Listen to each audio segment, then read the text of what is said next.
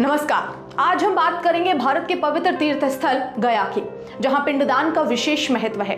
साथ ही जानेंगे माता सीता के श्राप की कथा जो गया की पवित्रता से जुड़ी है। तो चलिए शुरू करते हैं। गया जो फल्गु नदी के तट पर बसा है, पितरों के उद्धार और श्राद्ध कर्म के लिए सबसे खास माना जाता है।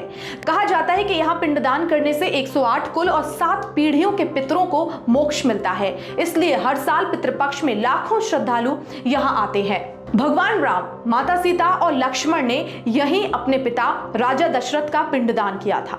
महाभारत काल में पांडवों ने भी अपने पूर्वजों का श्राद्ध किया था। गया की स्थापना से जुड़ी एक रोचक कथा है गयासुर असुर की।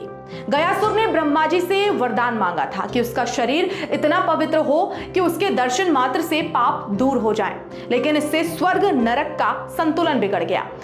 तब भगवान विष्णु ने गयासुर से यज्ञ के लिए शरीर मांगा। गयासुर ने संघर्ष दिया और विष्णु ने उसे मोक्ष दिया। उसके शरीर के पत्थर फैलने से गया नगरी बनी।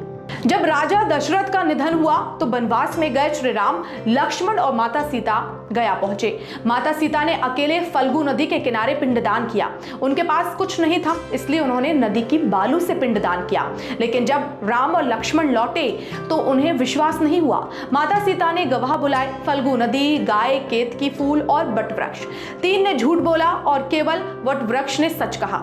इससे क्रोधित होकर माता सीता ने फल्गु नदी को जल सूखने का, गाय को झूठन खाने का और केतकी फूल को पूजा में न चढ़ाए जाने का श्राप दिया। वहीं वट वृक्ष को दीर्घायु का वरदान दिया।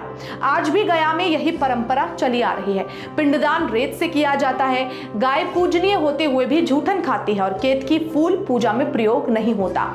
यही है माता सीता के श्राप का प्रमाण।